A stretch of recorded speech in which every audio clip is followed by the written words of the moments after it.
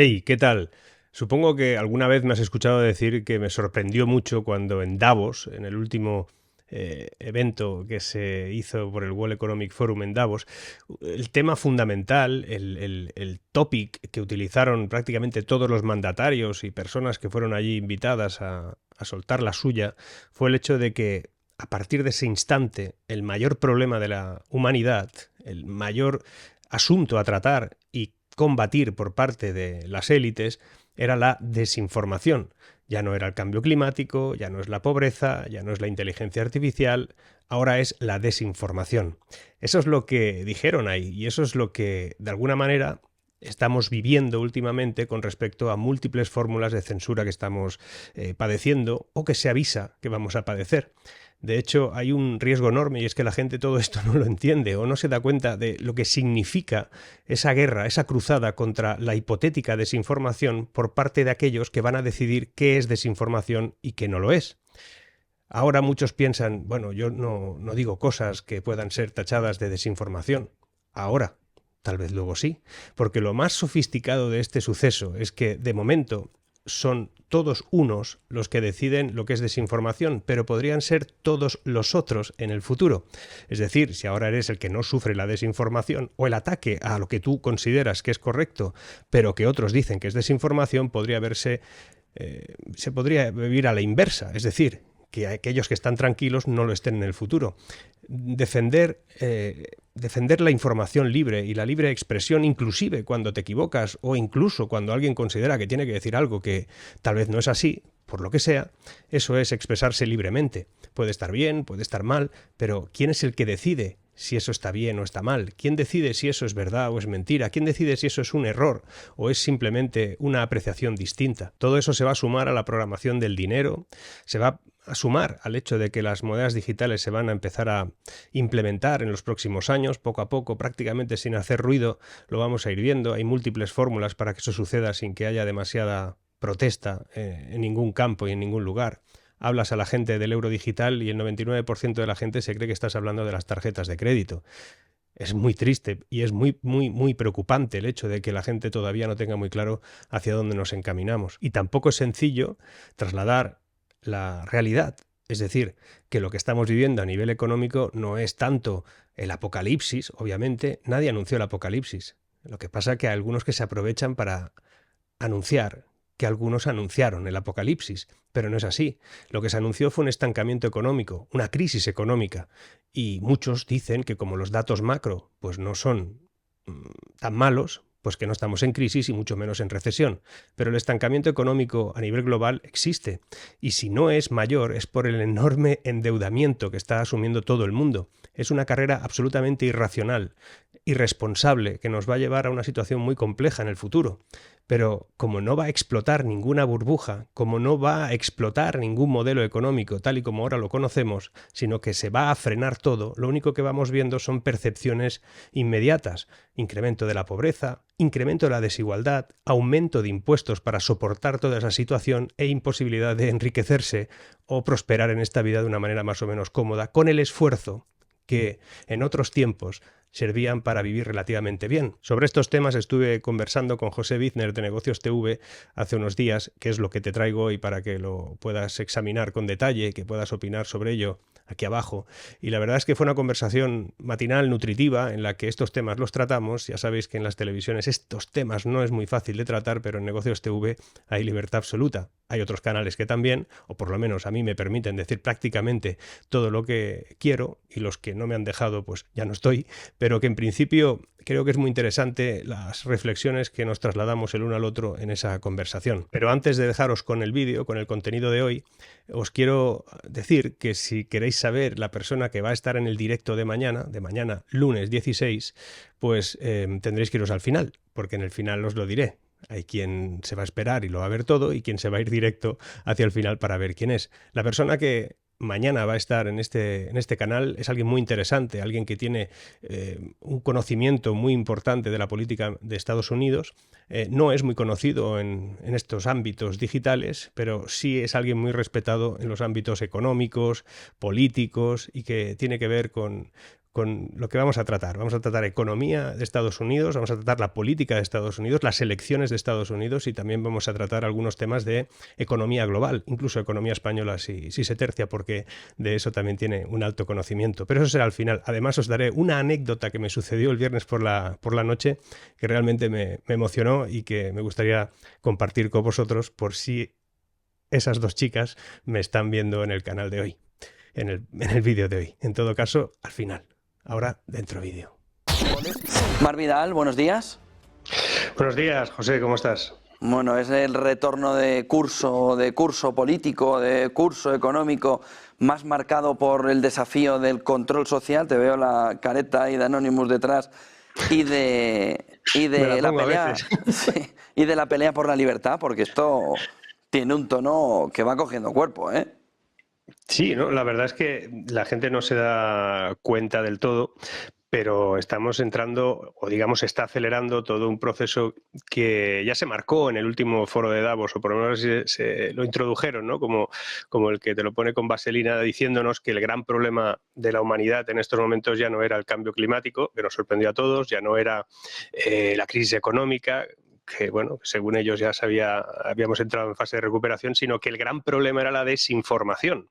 Y en base a ese concepto de desinformación hay unos, digamos, se ha trasladado a todos los organismos mundiales, a todos los estamentos, sobre todo supranacionales en este caso, por ejemplo, podría ser Europa, pero también el resto de países. El Reino Unido está acelerando de forma importante, Estados Unidos, sorprendentemente también, Australia. Digamos que ese concepto de la desinformación les da vía, les da puerta, les da patente de corso, pues para poder ejecutar modelos de control social en el mensaje fundamentalmente. Ahora mismo estamos enfocados en lo que se puede decir y lo que no se puede decir, y hay, de momento no sabemos quién, pero hay quien decide lo que es cierto y lo que no. Y en eso pues están las agencias del fact-checking, algunas de ellas son puramente gubernamentales o están financiadas absolutamente por estructuras públicas o estructuras que tienen que ver con los gobiernos tanto europeos como de cada uno de los países, y al final lo que vamos viendo poco a poco es que el mensaje, es decir, la expresión libre, la libertad de expresión, se va estrechando en base a lo que alguien considera que se puede decir y lo que no se puede decir. Twitter, Pavel Durov, hemos vivido un final de verano destacado. A partir de ahí, leyes como la que el gobierno anunció ya en julio, ¿no? Que quería poner, junio-julio, que quería poner en marcha aquí en España. Estamos viviendo también un proceso, ¿no?, de control alrededor del mensaje y del soporte que da el mensaje, ¿no? Ayer veía, por ejemplo, en El País un artículo diciendo, bueno, es que esto se había ido de madre y había que controlarlo, pero nunca se habla de Meta, por ejemplo, ¿no?, de una manera tan clara. Y hemos vivido en el último mes un hecho que es relevante, una carta de Mark Zuckerberg en el que no pedía perdón, pero decía, oiga, cedimos ante las presiones, no volveríamos a hacerlo, pero no dice pido perdón, sino que dice, oiga, cedimos ante las presiones. Con lo que, ¿qué está sucediendo también en ese escenario sobre el soporte y cómo puede ir afectando también a medios, a listas y demás que hemos visto en los últimos tiempos? La cuestión, esto es de locos, ¿eh? Es de locos el hecho de que se asuma y de forma general, porque ves las opiniones desde el punto de vista de lo que la gente considera que, bueno, es que es una locura que se pueda decir lo que uno quiera, ¿no? Hay gente que considera que eso no debe ser así. Estamos cloroformizados de una manera totalmente irracional y se está convirtiendo en algo prácticamente genérico. La gente considera que es bueno que y cuando digo la gente me refiero de forma mayoritaria, estamos aquí luchando algunos contra eso, pero consideran que es bueno que algunas cosas no se puedan decir.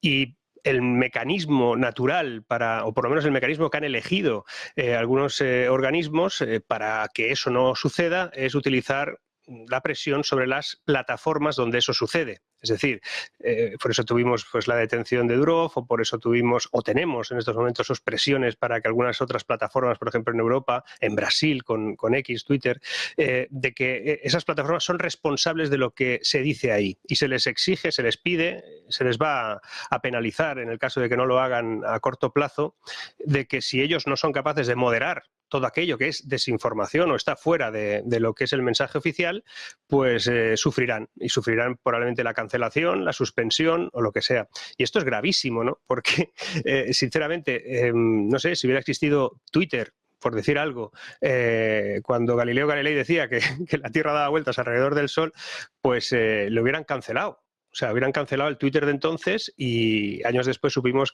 pues que efectivamente la Tierra daba vueltas alrededor del Sol. Es que eso de darle verdad absoluta a las cosas, porque sí, porque alguien considera que es así, es un error.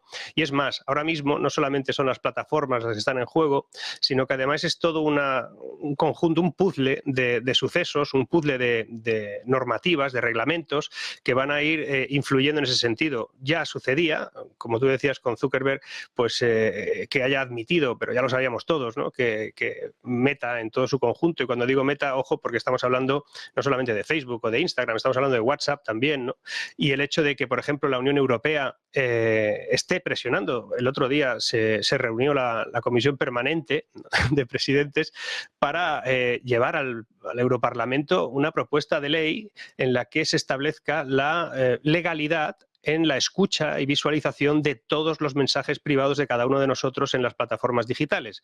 Eso lo podrán hacer fácilmente en WhatsApp, será más difícil en otras plataformas, seguramente más fácil de lo que hasta hace unos días era en Telegram. Si miramos las nuevas condiciones que Telegram ha puesto sobre todo en la versión en inglés, la española no lo he podido ver, en la que han borrado una frase que dejaba claramente, que ahora deja claramente a expensas de lo que decida el poder con respecto a lo que se puede y no se puede ver de lo que decimos y no decimos en Telegram. Eso es lo que ha cambiado. Ese hombre está en libertad. Antes de estar en libertad, eso no se podía hacer. Ahora no sabemos exactamente qué significa que se haya borrado esa fase de las notas que tiene pues Telegram en sus razones técnicas, ¿no? El hecho de que todo ese puzzle se vaya juntando tiene que ver con esa normativa que se va a intentar aplicar, por ejemplo, en Europa, que, por cierto, ningún partido político español estuvo ahí o sabe exactamente de lo que estamos hablando. Eso pasa en paralelo a la realidad política de nuestros eurodiputados. La cuestión es que esa es una de las piezas que se van a juntar a otras que tienen que ver no solo con el mensaje, sino también con el uso de nuestro dinero. Como sabes, ahí pone que estoy en contra de la moneda espía, ¿no? Las CBDC, y que bueno, la gente vive su vida y transcurre, circula, tienen bastantes problemas y los intentan solucionar de la mejor manera posible. Bastante tenemos ya con el día a día como para preocuparnos de si alguien va a implementar una moneda que va a traquear todo lo que nosotros vamos a hacer a partir de ahora. Y eso es grave porque por mucho que nos esforzamos en explicarlo, pues cuesta. Igual es el término, ¿no? CBDC no acaban de entenderlo, pero si decimos euro digital lo entienden menos porque creen que estamos hablando de pagar con tarjeta de crédito y es mucho más grave. Hay una batalla que te he visto en los últimos días en redes sociales, que es la del efectivo. ¿Qué está sucediendo ahí y cómo va asimilando poco a poco la población que no puede pagar en efectivo cuando es todo lo contrario? Es decir, no le pueden impedir pagar en efectivo y, sin embargo, esa cultura financiera que en toda Europa, pero sobre todo en España, no se tiene y que nos han dicho las autoridades públicas, hay que fomentarla. Bueno, pues igual tampoco la están fomentando demasiado, sino que están haciendo lo contrario, ¿no? No quieren fomentarla ni la van a fomentar. Tú imagínate que tuvieras a 40 millones de españoles sabiendo de eso, ¿no? Se te podrían poner a análisis un montón de cifras que habéis comentado ahí con Rodrigo Rato.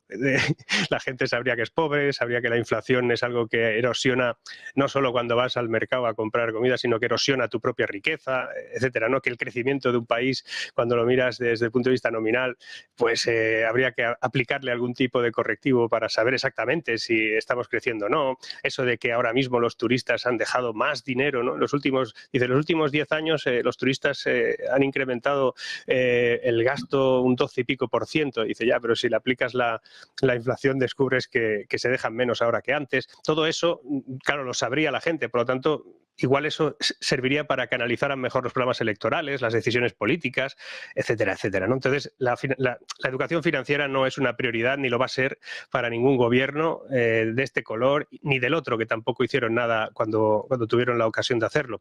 La cuestión es que el efectivo, claro, cuando hablas de efectivo parece que estás hablando que eres un ludita, ¿no? Que eres alguien que está en contra de la tecnología. Y hombre, yo precisamente que me dedico a eso y que a veces estoy a favor de la tecnología, yo diría que desde un punto de vista casi irracional, ¿no? Y ya lo decía ayer en un vídeo en YouTube que mis amigos, socios, mi mujer, dicen, bueno, tío, o sea, no puede ser que estés tan a favor de la tecnología, alguna cosa mala tendrá, ¿no? Bueno, pues un tipo como yo que está a favor de la tecnología de forma totalmente irracional está a favor del efectivo y está a favor del efectivo por una razón, porque de momento es la única opción que tenemos, y muy limitada, por cierto, porque no podemos pagar ningún servicio ni ningún producto por encima de los 1.000 euros en efectivo.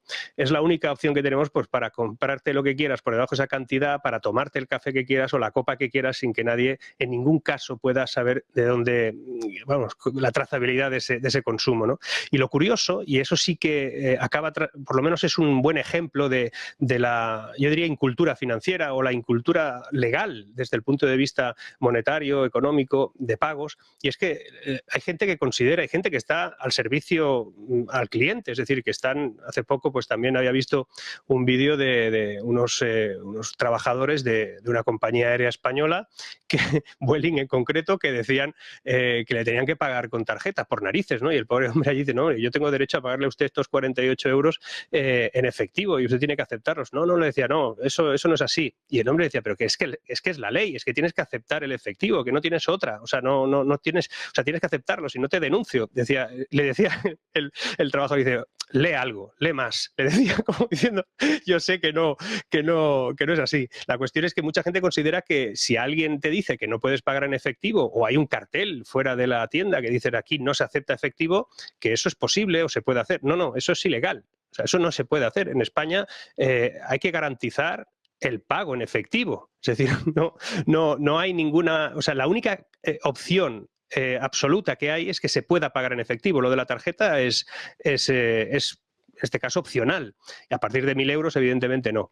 Pero la gente no lo sabe y el uso del efectivo es la última herramienta que tenemos todavía pues para demostrarles a esos que aseguran que lo mejor que nos puede pasar en esta vida es que nos traqueen toda nuestra operativa económica, que nos tracen todo lo que hacemos con nuestro dinero a partir de las CBDC, que la gente no tiene ni idea de lo que significa eso en cuanto a la pérdida de libertad, pues lo único que nos queda es el efectivo. José, el hecho de que alguien pueda decidir desde Bruselas o desde Frankfurt o desde donde sea, incluso desde Madrid, que ya has gastado bastante o que debes de gastar más rápido, te va a caducar 10.000 euros concretos numerados del punto a punto, o que en un momento determinado decidan que eso que ahora mismo tú quieres comprar con el euro digital que tú dispones no se puede comprar ese producto en concreto, por un motivo, el que sea, por una idea.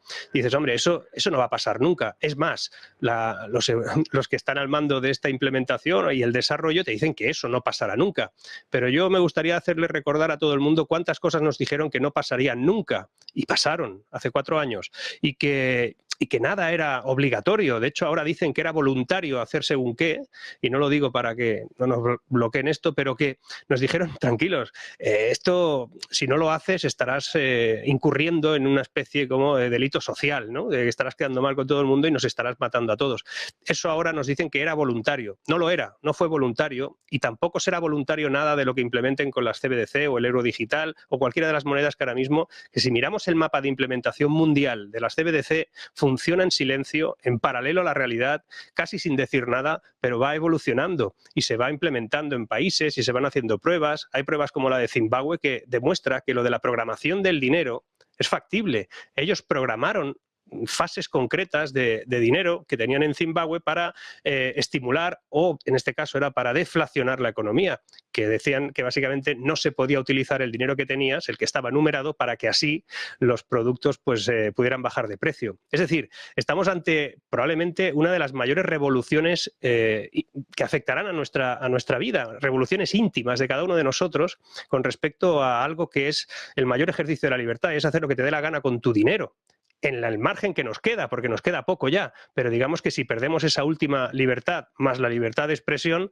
nos queda un mundo realmente orwelliano, y a mí es lo que me preocupa, y mi guerra ahora mismo es esa. Es una guerra en la que creo que la tecnología no era para esto, la tecnología no era para controlarnos, la tecnología era para hacernos libres, mejores, para progresar, pero ahora mismo se está apoderando de la tecnología una gente que nos lleva a una cosa que definía Varoufakis como tecnofeudalismo. Solo una cuestión más. En un futuro estamos ahí viendo desde hace 2 años que entra una recesión, que entra una recesión, que entra una recesión. Nunca viene el lobo, nunca viene. Pero ¿puede, cuando venga, ser una solución todo este movimiento de CBDCs? Bueno, que no estamos en una recesión... Lo dice, digamos, lo oficial, ¿no? Es decir, la descripción técnica de recesión, que nos dice que son 2 trimestres en crecimiento negativo y todo esto.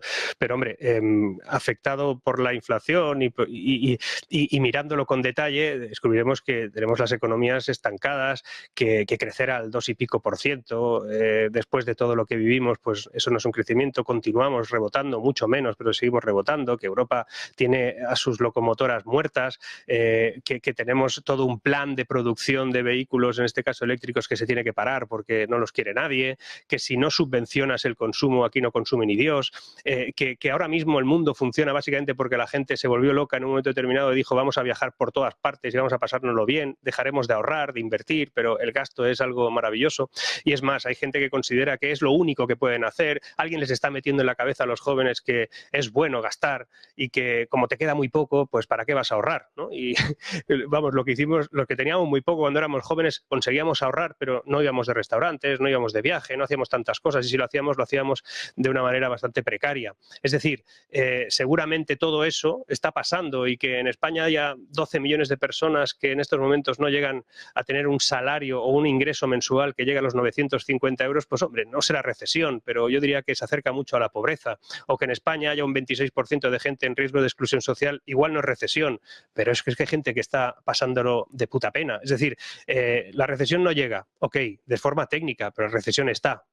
La depresión económica que vive este mundo es notable. Y seguramente uno de los mecanismos para hacernos pensar de que somos más o menos ricos según el interés que haya en un momento potencial está en la programación del dinero, en el uso técnico y dirigido de nuestro capital, y que además la gente tal vez no lo sabe, pero la diferencia entre embargarte una cuenta y requisarte una cuenta es notable. Embargarte una cuenta es cuando tú cometes una infracción de tráfico y no la pagas y te envían una notificación y tarde o temprano, si tú todavía mantienes el dinero en esa cuenta, pues te lo van a embargar. Te van a embargar los 150 euros de turno. Ahora bien, requisar es que en el momento que tú cometas la infracción, en el mismo momento en que lo cometas, podrán requisarte, porque tu dinero estará programado para que así sea en el momento en el que cometes la infracción. No tendrán que esperar todo un proceso administrativo que se saltarán porque no será necesario. Repito, eso dicen que no lo harán, pero con que solo se pueda hacer, a mí ya me preocupa.